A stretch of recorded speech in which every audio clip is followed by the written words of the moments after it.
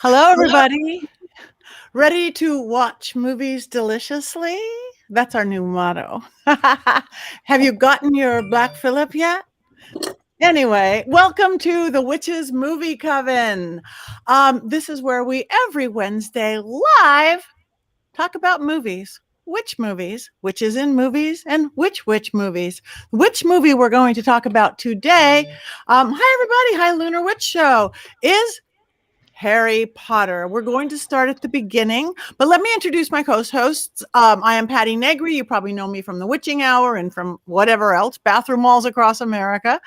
My beautiful co-hosts we have Heather Greene, who indeed, besides being a witch, wrote the ultimate guide on witches in movies. It's big, it's fat, it's got everything in it: lights, camera, witchcraft. So if you are into witches and movies, get this book and read along with us. Also, we have in the hat, under the hat, we have the beautiful Courtney Buckley with us, also a witch and a movie expert in her own right, filled with animals and things all around her. And we will get back to you on that. And Richard-Lael Lillard, the gentleman psychic, all dear friends, all amazing people. So you guys enjoy. Let's talk movies. So Courtney, before we even get right, I'm going to hand it right over to Heather since she is our expert. What's going on, Courtney? I am so excited. For any of our viewers who have been watching along with us, Harry Potter is to me, as you can tell, what the Addams Family is to Richard-Lael. And I grew up with it, and I was made for this moment. I have so many things to talk about. So I would like to, if it's an appropriate time, say a nice thank you to my place of employment. I do my tours out of a shop, or two shops really, in Salem, Massachusetts. One is called Remember Salem, and the other one is called Why Not Wands, and they're located at 127 Essex Street if you want to pay them a visit. But my boss heard that I was doing this, and Remember Salem is all Harry Potter merchandise and some other little fandoms thrown in. And then Why Not Wands looks just like Ollivanders, and they make their own wands there. So he put me together a whole bag. I am a Ravenclaw, as I have represented here. Black Phillip, clearly a Slytherin.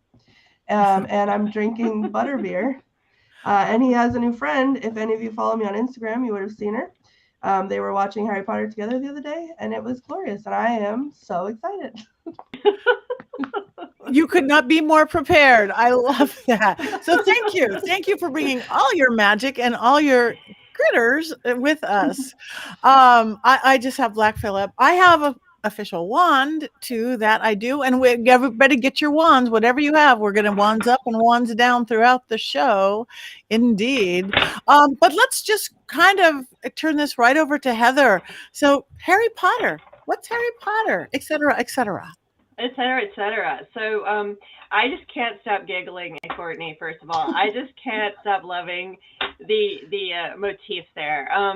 I have personally also loved the movies, and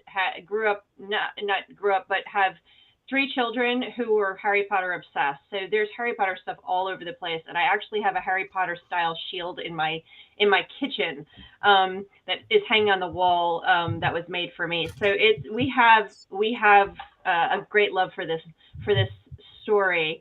But history-wise, okay, so I've studied this, and I have a lot of things I could say for hours and hours, which I won't now, from the different worlds that I have done and studied. I've done academic reporting on how Harry Potter has been received by different religious communities, including witches.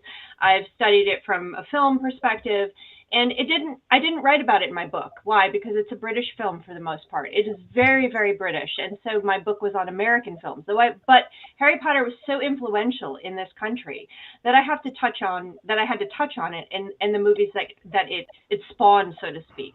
Harry Potter, in my mind, is very, very different than most witch films we talk about here, because most witch films are about women's power and women's negotiation of their place in society. Harry Potter is not that. Harry Potter is really the story of a boy's search for, it's a hero's journey. It's the boy's coming of age story, essentially. So it's very different, and it's epic. and it has so much going on. So there's a totally different than what when we normally talk about, and it had great reception, but it also had a lot of backlash from different religious communities, including the pagan community. So including witches. Not all witches like Harry Potter, and it's not just because of the controversies with its author. There's a lot of reasons. So it's very interesting how witches have received this movie, not just movie, but series of movies. But I've enjoyed it personally. I've loved watching my children enjoy it over and over and over again. And we have numerous wands in the house, and I have Snapes and Lupins right here. So I'm ready to wands up or wands down. We'll see. Yeah, And you say not movies. The first one was 2001. We have over 20 years of movies, 20 something years of movies. How many movie series can even do that? They've got to be, I mean, I know they're probably not beating Star Wars, but they can't have too many. Well, I would say they do beat Star Wars because, Star Wars the Star Wars fandom is epic. The Star Trek fandom is epic. Harry Potter meets that level. But I think just quality-wise, the Harry Potter movies, and I know that there's Star Wars fans, and I'm a huge Star Wars fan, so I'm saying this. I think there are some of the Star Wars movies that don't live up to other ones. Harry Potter's movies are consistent for the most part. They're consistent and they build. And Star Wars movies don't do that to the same degree and the same quality across the board. It's not as consistent. And Star Trek either. The fandoms are at the same level, I would say, at this point. My judgment. And I studied the fandoms. I actually did an academic study on fandoms. So that would be my judgment. Okay, beautiful. So we will talk all about that. You guys, thank you. Everybody's joining in. Everything from Harry Potter made my son love reading, from Amber to this is great. Shiro's Dream, all the HP world. So Richard-Lael, we haven't talked to you yet today. So just whether we get into the depth of everything, we just want to say hi. What's your thoughts on Harry Potter?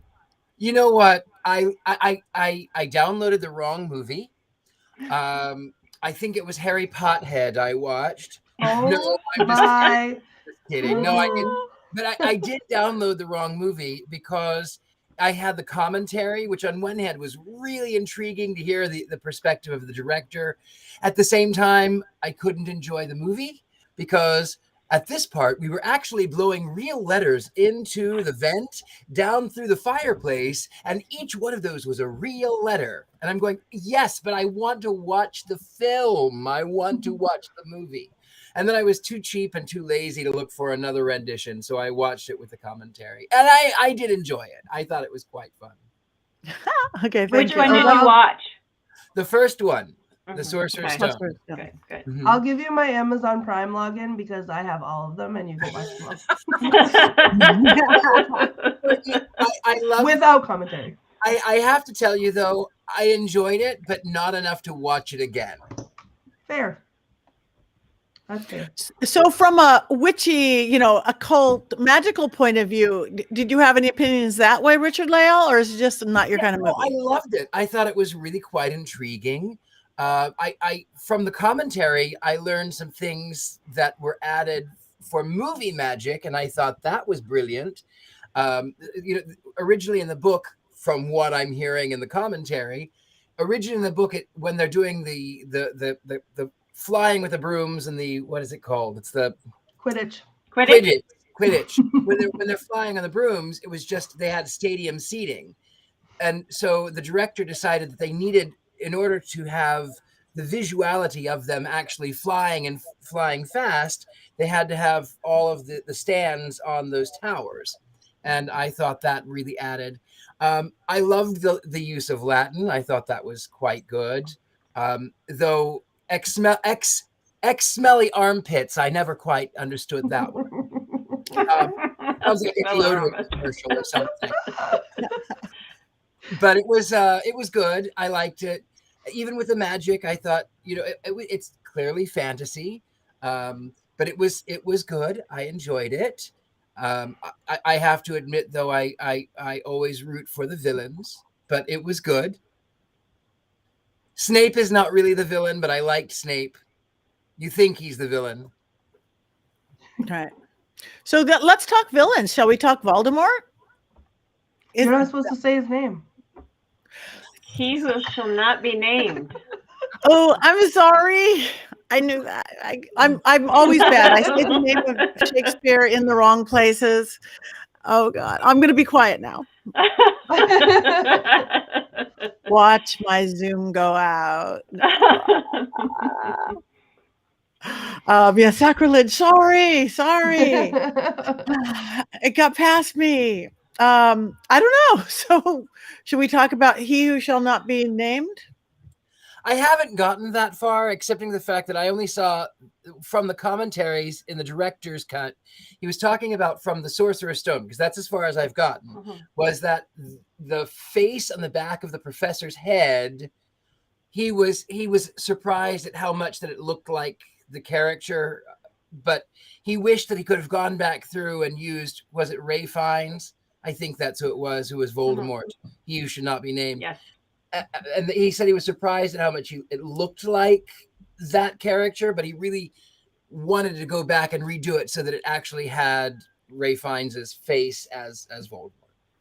Okay.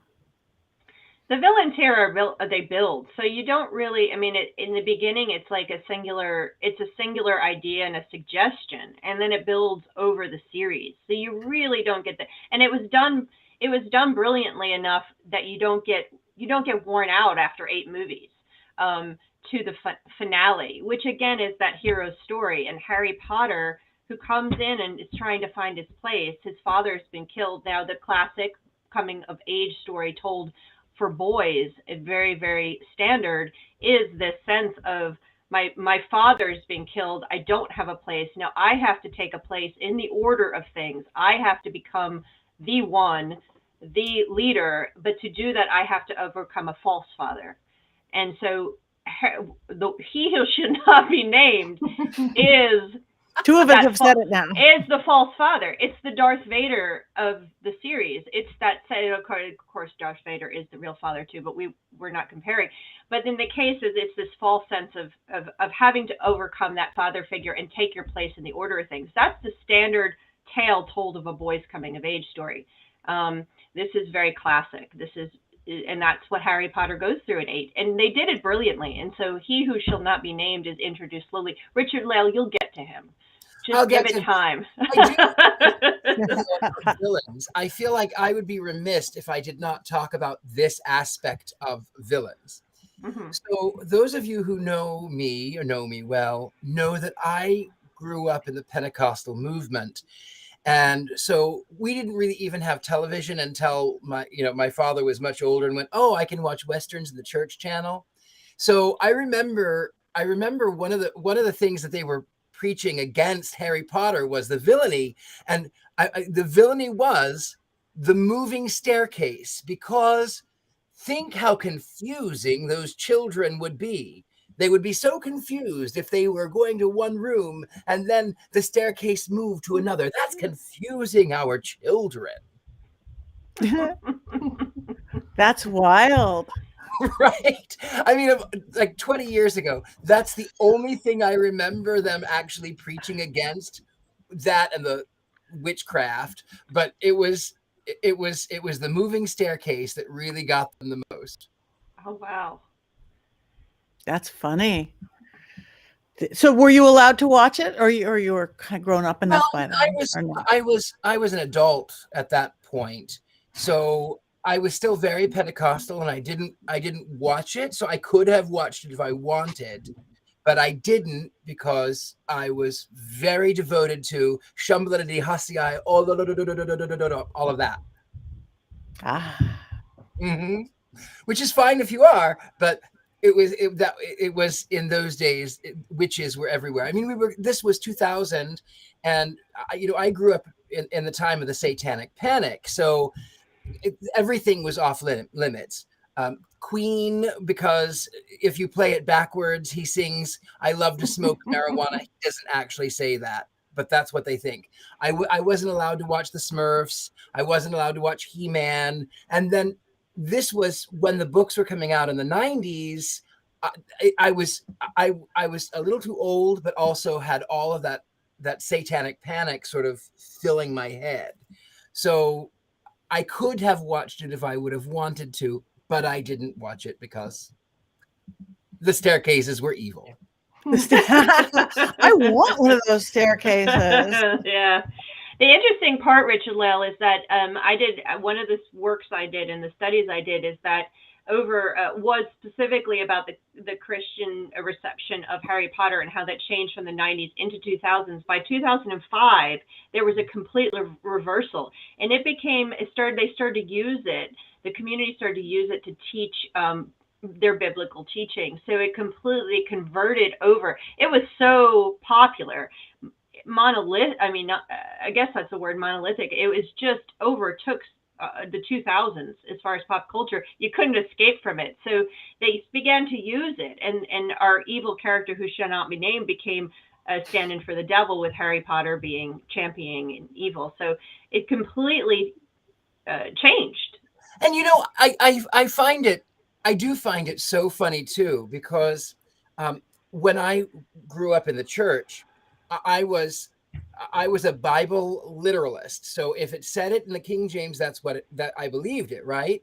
And so when we think about magic is the manipulation. It is our will over matter. That's what magic is. And throughout the Old and the New Testament, there are saints who have seers. They prophesy. Others can teleport from one space to another. Jesus walks on water. He feeds all of these thousands with 2 loaves of bread and 5 little fishes. So magic is very innate in Jewish mysticism, in Christianity, but for some reason in this phase, by the time of Harry Potter and the Sorcerer's Stone, I don't know why it was that fantasy of Harry Potter was too extreme for those Christian groups. I don't understand it. I don't. Can I tell you the story of how I got involved in Harry Potter? Please do. Yeah, please. Okay. I feel like before I get into it, I have to preface this, like it's my duty to preface this, that I know things differently now than when I was a kid. So Harry Potter, the book, will forever be written by Anonymous. And I, as a member of the LGBTQ community, do not support the author in any way, shape, or form. So that's it. Harry Potter by Anonymous. But when I got into it, I was young enough to like be caught up in it. And I started reading them when the 3rd book came out. And all the kids at my school were all super into it. I had no idea what it was. And my grandmother knew that it was like the hip thing that all the kids were into. So she bought me the books, but she bought me the 1st book and the 3rd book because she couldn't find the 2nd book. And I devoured it like so fast. I went through the 1st book that I couldn't wait the however many days it took her to find the 2nd book and give it to me. I skipped over it entirely and I read the 3rd book. So I had no idea what had happened in the 2nd book. And there was like all these throwbacks. I ended up having to go back and reread like the whole thing. And that was it. That was like when I stayed home sick from school, instead of watching The Price is Right, I was rereading Harry Potter. Like that was, and it gave me that escape, and like it supported my childhood in a time that I went through some really hard things, and I always had Hogwarts to go to. And when the movie came out, the 1st movie came out, I remember my mother was so excited to take us to see it, and I didn't know if I wanted to go. I was unsure if I wanted to go because I didn't want the movie to spoil this beautiful, imaginative place that I would escape to. And I finally decided I was going to do it, and I went and I watched it, and yes, things were different, but it was so magical. And I find that even now as an adult, all these years later, going to see this movie or watching this movie, when it starts and I hear the music and it's that like peppy, because it gets darker, obviously, as some of us know, as the series goes on, but that very first time it's that light peppy music, and I get filled with that same imaginative, like, youthful place. My safe place is Hogwarts. And it's just, to me, it was such an integral part of who I was growing up that when all of this stuff came out, you know, that now as an adult I understand better, you know, about the author. It's not something, it's more than that to me. It became its own thing to me. So it's very much still holds a place in my heart. And getting to share that with my kid and bring my kid to Hogwarts for the first time. And we still, to this day, like just on Halloween, the local movie theater to us had a showing of Harry Potter where they, when they were on the train, they turned the lights up and they brought a little cart around with a sorting hat on it and handed out jelly beans to the kids when the lady brings around the trolley. But, you know, I feel like, I do feel like, having said that, like some of my favorite parts of the book are missing in the movie. Like the when they go down the trap door and they have to solve all those puzzles to go through, they skip some, which I thought were like the coolest part of the book. And like Peeves not being there. But as someone who would sit through an 8-hour rendition word for word of the Harry Potter book, I get the choices that they made, and I still love the movies so much. So I'm sorry that I'm monologuing, but I'm very excited. No, it's okay. I mean, asking somebody, Robert wants to know which house we would be in. So I'm a Ravenclaw. I just told Heather this story, but when I logged on to Pottermore to get sorted, I originally got Ravenclaw, was so mad, wanted Gryffindor. So I made a new account and I tried it again and changed my answers, got Slytherin. That was offensive. So then I made a new account, changed my answers again, got Gryffindor, and then realized that's the kind of thing a Ravenclaw would do. So then I embraced it. And my Black Phillip is a Slytherin. Ah. My Black Phillip needs an outfit, I think. Everybody's got theirs all dressed up. Oh my. Oh yeah. Oh, you've got matching scar. Oh. Well, he's got the I don't have enough tie. color. Wow. Mine's not dressed. We have naked. We're into naked, Richard-Lael.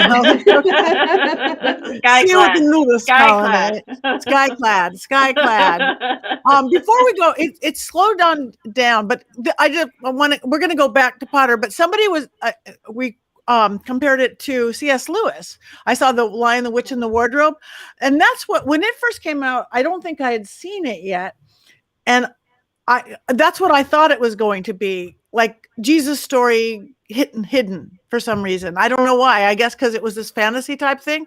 And I actually kind of avoided seeing it first. Not that I didn't like C.S. Lewis, but I thought it was like this hidden story, and I thought they were going to do too. Is there any comparisons to that, Heather, or do people do that? Did I just make that up, me and whoever wrote that? No, I don't think I think it's a fair comparison, because you're looking at another coming of age story. If you look at Peter specifically and C.S. Lewis, and they're both epic stories where children from our world enter into a fantasy magical world. So there's lots of comparisons. I don't think the intention of Harry Potter was to have that underlying Christian tale, which is obviously in C.S. Lewis's. But what's interesting to me, what's interesting in the studies that I do is that the C.S. Lewis tales, the Harry Potter stories, and then also the Lord of the Rings were all released as big epic films during the same period of time. It was a trend.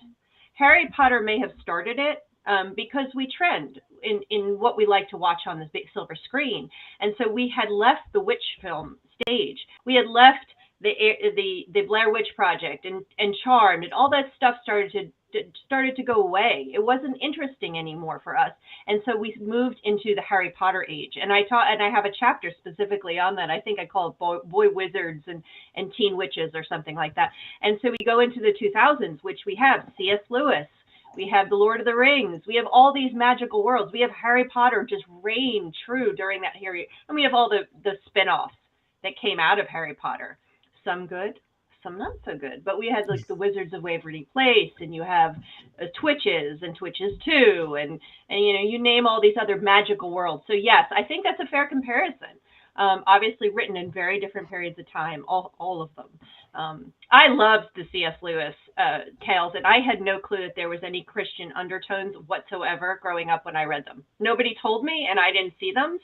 But I didn't grow up Christian, so I didn't see it. I love those stories.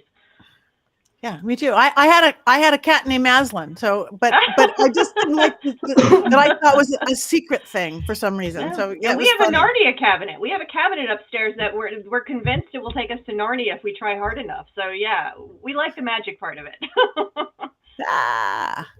Okay, so I'm seeing lots of good versus evil, and we never got to houses. I guess we can get to houses. But again, thank you everybody who's jumping in all over about the classic hero's journey. Yes, coming of age and hero's journey. So okay, houses. Oh, Courtney's already said her. Richard-Lael, do you have a house? I mean, I don't really know anything about it, but I'm assuming I would be a Slytherin. I think, considering, my penchant for the dark, I think I would be a Slytherin. Though I don't know. I could be Hufflepuffing all the way out. I don't know. I could be a Hufflepuff. I don't know. You need to get sorted. I'm feeling Ravenclaw. I don't know about you, Courtney. Well, what do you think? Ravenclaw? You're feeling Ravenclaw. I was in a Harry Potter spin-off fan-made thing, and even still now the director comes along and whenever he's brought up in my circle, I say, who? And they say, oh, Aaron. I go, who? I go, I'm sorry. Anyway, but I played this character that apparently in all of the lore, it's never said what house he's from. And I have a cane that has a raven claw. So I said, oh, I guess he's a Ravenclaw because it matches the cane, right? So maybe I feel like I don't know. I feel like you would be. I feel like the Sorting Hat would want to put you in Ravenclaw, but I know because the Sorting Hat is on my head and it's telling me right now that the Sorting Hat does take your preference into consideration. So if you wanted to be in Slytherin, it would hear you out. I'm gonna say.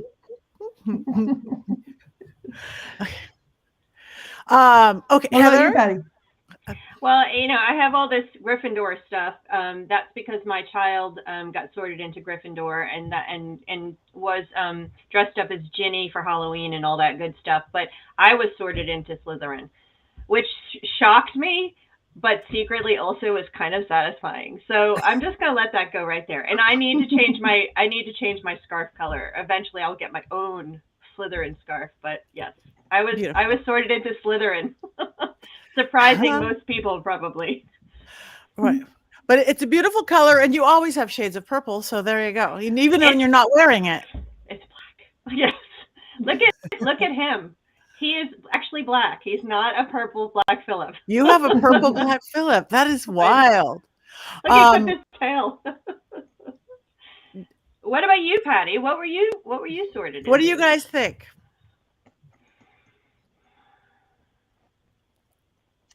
I feel Hufflepuff or Slytherin, like a mix of both. Mm-hmm, that's what I'm saying. Hufflepuff. Hufflepuff. Yeah, but I'm trying to figure out, anybody out there know who this wand is? It's one of the houses, and I've totally forgot. They're hard to tell because they're very similar to each other, but I can't. So anyway, that's one it. That is. We'll have to find that out. We'll have to find that out. I might have the box somewhere, so I will look for the box, and then I will know. So Haley is related to the author that shall not be named on our dad's side. That's cool. We are all related to all sorts of people. So the Muggle. We're talking Muggle. So, all right. Courtney, you said you had more to talk about than anybody about this movie. So tell us your best story that you wanted to talk about this movie, about Courtney. Okay, so I think there's something magical to me. I mean, obviously the whole thing's magical, but specifically for the first movie, when Harry is, he's obviously mistreated by his family. He gets this letter, the letter's all pouring through the chimney and all that, which is an awesome scene. But then he goes to Diagon Alley for the first time. And when he walks out into Diagon Alley, it's like, I get this feeling, it's like chills. I'm getting chills right now just talking about it. I've seen it 100,000 times, but it's that feeling of like coming home, and he's not even there yet. He's not even at Hogwarts, but he's found that, like Heather was talking about, like finding your place in the world. Like it's that place where finally he belongs, and he doesn't even know. He doesn't know anything about it. He doesn't know he belongs there, but it's that instantaneous feeling that I I feel like, well, let me just walk out to a brick wall and start poking it around, because I'm going to find Diagon Alley and I'm going to find my place to belong. And I think that that's really what Harry Potter did for me when I was a kid. And I think it did that for a lot of people. It did that for my kid too. You know, it's we watch this coming of age story, we watch it, and it's different than like the other movies that we've talked about, obviously, but we watch this coming of age story, and gender aside, when you experience it at that age, it's really like you're experiencing it yourself. And I think it gives that escape. And I think it did that for a lot of people. And that might be, you know, kind of why it took off the way that it did. It's just as magical in the book as it is in the movie. And I think they did a really good job with that. And then of course, you know, we're talking about the first Harry Potter tonight, obviously, but as the story goes on, you know, it gets darker and darker and things get more serious, and it's almost like the stories grow with you as you're watching it. Or that's how it was for my experience, because I grew up with it. So every year a new book would come out, or however long it would be until a new book came out. I remember like my very first experience with Amazon ever was getting Goblet of Fire delivered, and every kid in my neighborhood, and I lived on a dead end street with all these kids, and our parents had all ordered it for us, pre-ordered it. So it was all supposed to come on the same day. And we were sitting, waiting at the door, waiting for the new book to come. And then, you know, we went somewhere because our parents were like, you guys are being ridiculous and we need to go do something. So we went somewhere and we were all frothing at the mouth, because what if it came when we got there, and then we came back and one person got it and another one didn't. And it was like running around. And then on, you know, this is not my favorite topic, but on my wedding day, the last book was, or I'm sorry, not my wedding day. But prior to getting married, the last book was delivered. I was a grown adult, and I remember running to the mailbox, like speeding back to from wherever I was, to get that box out of the mailbox, to crack it open. And then I had to go on a vacation with family, and I literally just spent the whole time with my nose in the book, because I had to devour it and I had to see how it ended. And then it was the day of my wedding. I wanted to bring it with me, and we forgot to pack it and couldn't go back and get it. And I was so upset for my whole honeymoon because I didn't have my Harry Potter book with me. Like it's something that has just been a part of who I am. And that's why, not to make things, you know, not to bring things down, but like when all the controversy happened with the author who shall not be named, like you want to stand behind and support your people, but at the same time, like you can't remove that part of yourself. And it's such a hard place to sit in, because I would love to just light all my stuff on fire and you know, down with this attitude of this person that created this space, but it took on its own identity for me, and it has nothing to do with the author anymore. It's what it became for me. And can I say something to that? I think that's an important thing you just said. And in this particular series is not the only one that's ever had this conflict for people. I mean, you think back to there's artists from decades and hundreds of years ago that we find that their personal life or their personal opinions were problematic. I mean, even L. Frank Baum, you know, he had some things to say that were not quite what would match up with my personal politics. You think about Cosby more recently. You think about The Mists of Avalon, and I had to write some articles about the author of that and some of the stuff of her personal history. So we have that, and when you finally come face to face with the story of the person that created something that has meant so much to you, that has changed you, that has affected your life in such a way that is profound, almost religiously and sacred, religiously and in a sacred way, you create this, there's a conflict in your brain. And what do you do? How can you break that apart? And I think that's a personal decision. Some people have totally removed Harry Potter from their lives. Other people have done what you do. And some other people are embracing it and saying, it is what it is.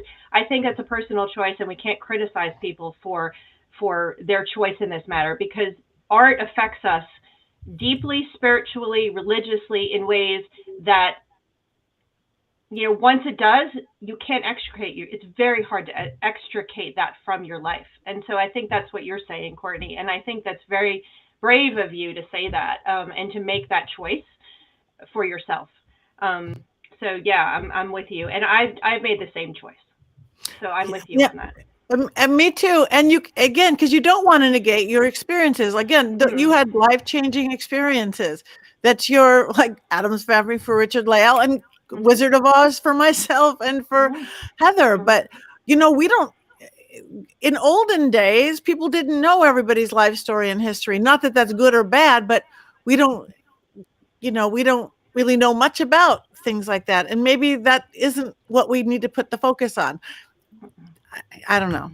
No, there's so many, Patti. There's so many. I mean, after hearing, what's his name? I can't think of the actor's name, and he's a Holocaust denier. And I'd watched so many of his films, and I'm like, God, they're such good films. Am I going to be able to just remove that from myself and from the experience of those films because this particular actor is a Holocaust denier? Right. It's an important conversation you have with yourself and how. Right. So. And I think that, like, obviously there's so many other things to talk about with Harry Potter, but I feel like I personally feel I have to just make that distinction when I'm coming into a public forum talking about it, that I'm not negating. My love for Harry Potter is so huge, but I'm not negating these things, these horrible things. Like, I don't want to make the whole thing about that, but I also feel like it just has to be, for me, just has to be noted, I guess. Because it's my current relationship with Harry Potter. My childhood relationship with Harry Potter was very different, but my current relationship with Harry Potter is colored by that. And it's a choice, and it's a hard one, but that's where me and HP are at today.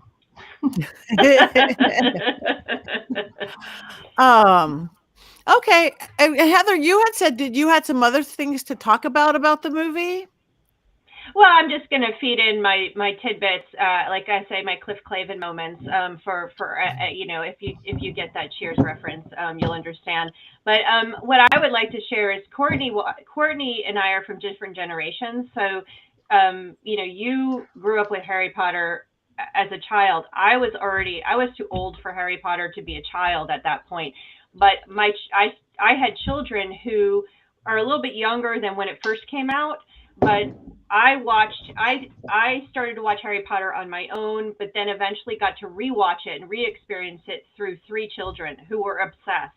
And they read the book. I made them read the book before they could watch the movie. So I was able 3 times to go through the process again with 3 of them. And watching their excitement, going to Harry Potter Land in Florida, watching them watch the movies for the first time. And I got to do it 3 times.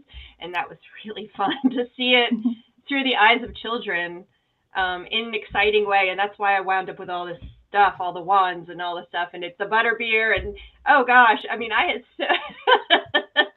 butterbeer is awesome. That's what I'm drinking right now. For me. And there it is. We had it. You could actually buy it in stores, here in Atlanta too. Yeah, it's so good. But we have had so much fun doing. I made costumes for them. We've all at some point been a Harry Potter character, and my kids think I'm a Professor Trelawney. That's what they bought me this because that's who they associate me with. If I was to be a character, I apparently would be Professor Trelawney. That's the way my kids see me. So that's how I experienced Harry Potter for the most part over the last 20 years. That's beautiful. Gina's never tried butterbeer. I've never tried butterbeer either. It just doesn't sound so good. It's really sweet. So good. Yeah. I live right in Hollywood. I live right by Universal Studios. So we have the whole Harry Potter world there like they do in Florida.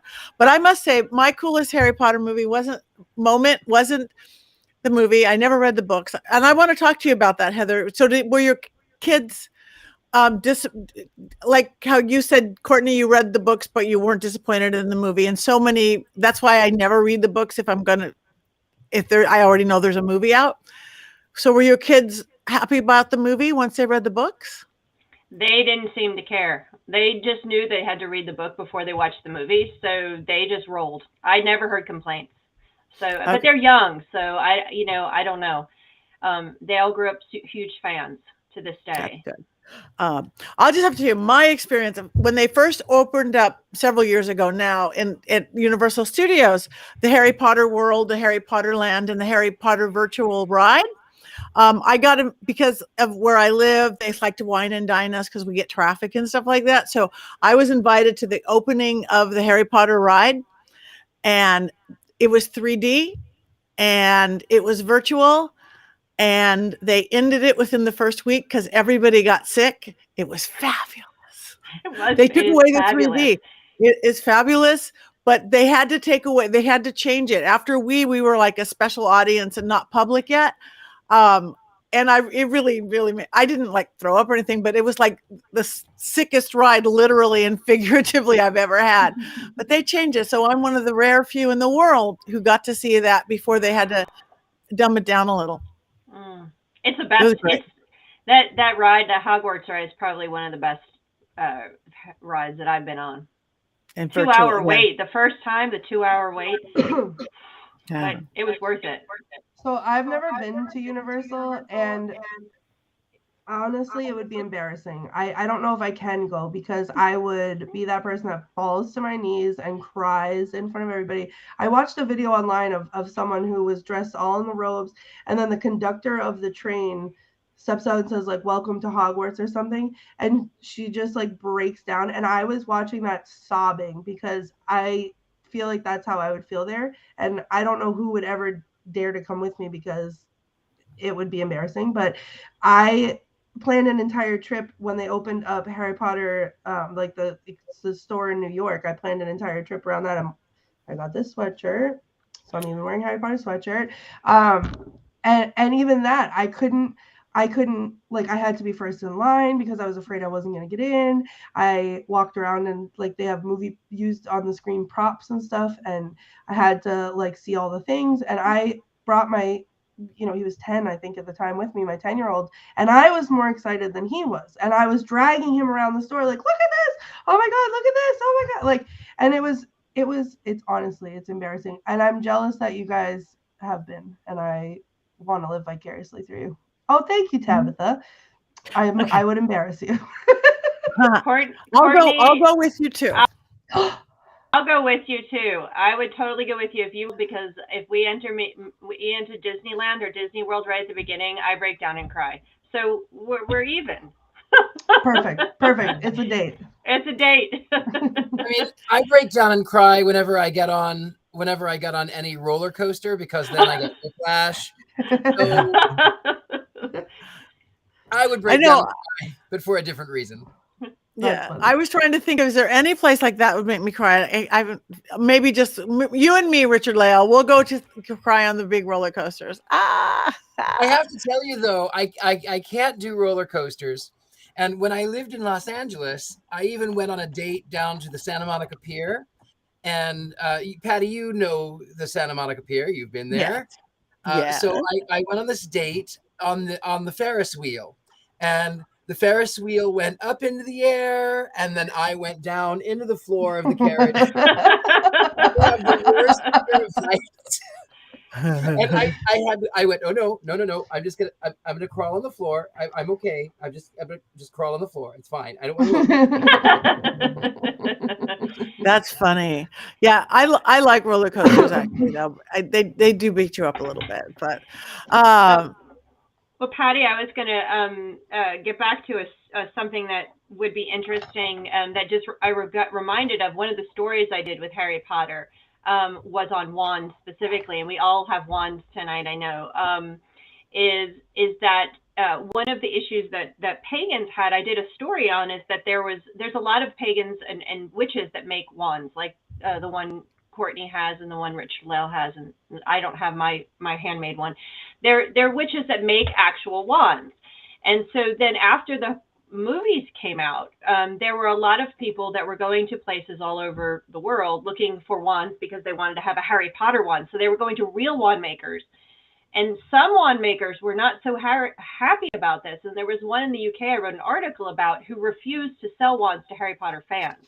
He said, these wands are my wands that I made with my energy for magical purposes. I will not sell them as toys or as tchotchke for people that are Harry Potter fans. And he wouldn't do it. And he was in the news in the UK, and I did a story on him and chatted with him about it. I also chatted with another wand maker who said that they didn't care. They are Harry Potter fan and made wands and didn't care who they sold it to. So I don't know how you guys feel about that, about the real wands versus the ones like this one that came from the Ollivanders at Harry Potter Land. That's an interesting question. I think it's teaching kids a different kind of magic. You point energy. Wands are energy. So yeah, we all have our beautiful crystal and stone and magical wands and all of our tools we use in our craft. But is that what your 5-year-old wants, or your 4? Give them this and teach them to do magic without everything that goes on. That's just my thought. That's silly. If I made wands, I'd be thrilled to make Harry Potter wands. I'll make Barbie wands. I'll make Wizard of Oz wands. I'll make all wands. I don't know. What do you guys think? I mean, I get it from I get it. I don't necessarily think I'd do it the same way, but I understand where that person is coming from. But at the same time, I agree with you, Patti, entirely. Coming from someone who works basically in a wand store, they sell both. They sell, this one is handmade. And they make handmade ones that are run the gamut of what you can afford, but then they also have the licensed ones because people come in and they want something that they connect to. And if you connect to it because you're a fan of Harry Potter and you want he who shall not be named's wand to do your dark work, then who's to stop you? But then if you feel like the wand chooses the wizard, right? So if you walk up and you're the kind of wizard that wants this wand that isn't licensed, but you know what? That's how you feel like your magic is going to run through your fingertips. Then who cares? Have it your way. Right. And if you're making wands, you get to choose. I see right here, Natural Born Witch, her wands are for practitioners, witch practitioners and adults. And that's great. So that is good. Right. I wanted to go back because somewhere earlier said, this is Ron's wand. Yeah. Wand. So I read that. We know. So it isn't by the house. It's we do know that the wand picks you, not you pick the house, but I didn't think so. The house doesn't mean anything about it. So Ron's wand, which makes perfect sense for me, I have to say. I have Lupin's wand here. This is Lupin's, and this is Snape's wand that I have, which has paint on it. It's kids playing with it. So I have those two here, and somewhere we have Ginny's and Hermione's somewhere in the house as well. Wow. I have a question. Can we talk favorite characters? Yes. In the last few minutes, let's talk favorite characters. Courtney. I want to know. Well, I want to know who Heather's is. Why me? I don't know. You're as excited as I am. Not that you guys aren't excited, but Heather is, and I feel into it in the same kind of way that I am. Yeah, I am into read it. And seen them all. I have read and seen them all. Give me a minute and let me think about it. I'm a Gemini and I have really trouble picking favorites. So give me a second. Let Richard-Lael and Patti go first. Okay. I mean, mine is really, really, really easy. You don't have to be psychic to know who is my favorite. But Grandpa's hammer, you shall be avenged. Oh, that was the wrong film.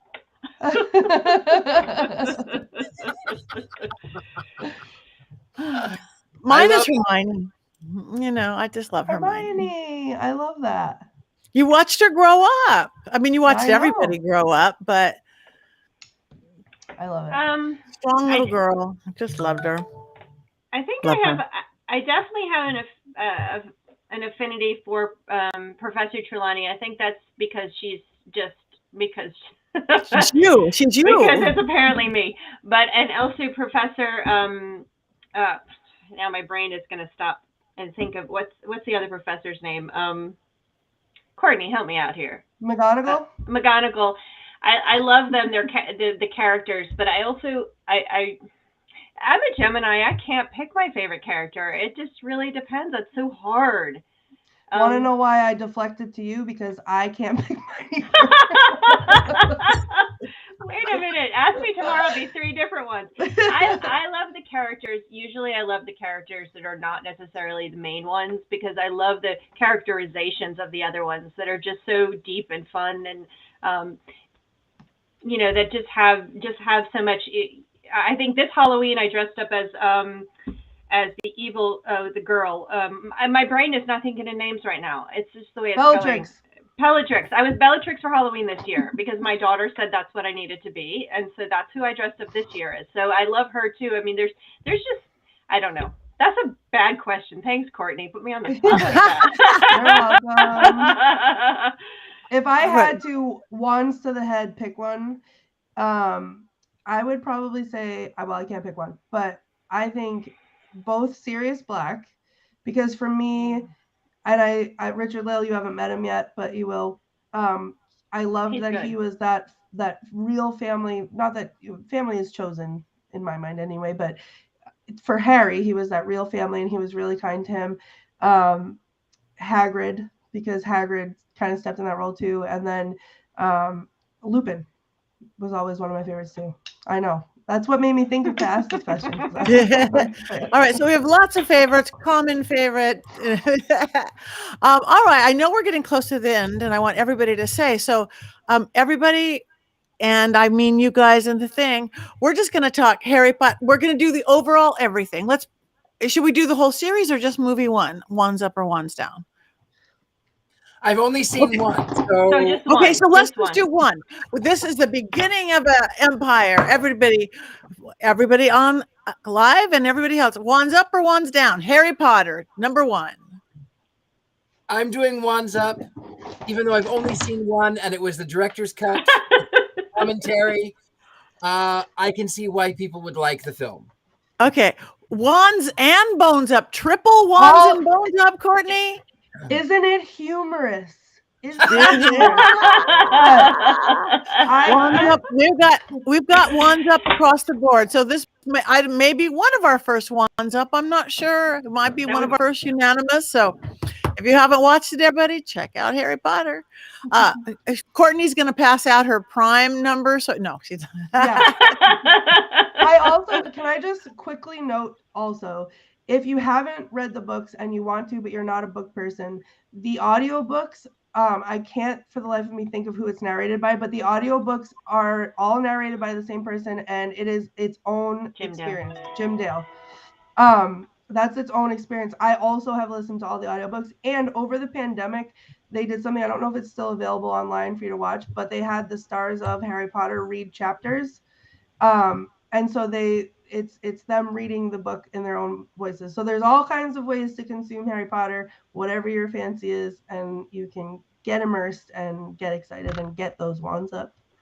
Get those wands up. So everybody grab your wands for next week. I don't know what we're going to talk about next week. Do we want to think about what we want to talk about next week or figure that out later? Harry Potter 2. Harry Potter 2. Oh, also, real quick, can I just say that if anyone in the chat wants to get some witchy gear, you can go to mysterycontrol.com because we've got some new designs out. Oh, and yes. Mysterycontrol.com. We have some mysterycontrol.com, and we're all going to have matching shirts. Black Phillips. Yes. I have to say, that I got, we had some Scared and Alone merch on there, which I bought roughly all of, and it's all great quality, well worth the money, and it holds up to washing and stays the same size. It's all good stuff. So get on there and get your Witches Movie Coven gear at mysterycontrol.com. Please. Yeah, things like blankie snuggle blankies with Witches Movie Coven, really great stuff. So pop your popcorn, wrap in your blankie, get your Philip t-shirt. We've got it all. We've got Krampus, all sorts of things to talk about. So before we go, Richard-Lael, anything you want to say to anybody, where they can find you, anything coming up? Yes, you can find me anywhere good gentleman psychics are sold. thegentlemanpsychic.com, the Gentleman Psychic on Instagram. Also, just look for my name, Richard-Lael Lillard. you could message me if I don't sound like myself, I'm probably not myself. So just find me. Thank you. Everywhere I go. Courtney. Me, I am at the Feems, FEMS, short for femur, on all of the social medias. You can keep up with Black Phillip on Instagram. I'm on TikTok. I play horror games, and you can watch along and laugh at me while I get scared on Twitch. And then you can also watch me as Ghostbait on Scared and Alone at scaredandalone.com. Perfect. Thank you. Heather? Well, you can find all of my links and everything at heathergreene.net. That will link you to all my socials. I mainly am on Twitter, and I started to try to do a little more Instagram. But you can find me there, communicate with me. Currently doing a book tribute to all the authors I've worked with in 2022. As some of you know, I am a acquisitions editor at Llewellyn, so publishing. So I'm doing that there now. You can find some really great witchy books. I also have a Bewitched home that I help run, which has some really great witchy things too. So you can find me there with the bewitchedhome.com. And I now have a Black Phillip, so I will be joining the Black Phillip Brigade on Instagram. So keep a watch on my Instagram to find out where where he's going to be here down in the south. My Black Phillip actually is not purple. He just looks purple. And I think and I think that's it. And get my book. If you get one of our blankies and wrap yourself up, get my book, and lots of movies to watch for the winter. Yay! Lots of movies to watch. So thank you. Again, I am Patti Negri, pattynegri.com. You can get to all my right social media. I'm slowly getting verified. Finally on Instagram, I'm patti.negri. Facebook, Patti Negri Psychic Medium, the verified one. Twitter, we're working on that, but I'm just Patti Negri there. And on TikTok, I am home. I just finished traveling for 6 months. I'm home for the holidays. So whatever you choose to celebrate, happy month of holidays, everybody. Do join us again next week. Tell us what movies you want to see. You can find us all everywhere. Please do. Tell your friends about this. They can come watch it after the effect on Facebook and on YouTube. Check out The Witching Hour. All these folks are my guests on it. Check out Paraflix. If you want to learn some stuff, go to universitymagiccus.com. It's my online spirituality school. And yes, right on the front, it says a real life Hogwarts. Richard-Lael teaches with us. We're going to get everybody there. All different belief systems, just magic. All magic. So thank you all. And thank you, everybody. Matt and Robert and Tabitha and Gina and Mary Jane, everybody who participated, Anthony, we love you. Come back next week. I want to thank our producers, Rob Cohen and Christine Roth, for keeping our squares here, keeping us here, creating all our beautiful witches movie Coven stuff that we have online, including these fabulous new t-shirts and stuff. So we've got the wands up. We have one more thing to do, everybody. Now join us out there. 1, 2, 3.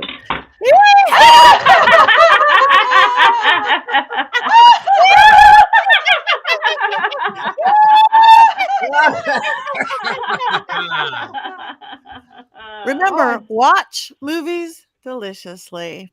See you next week.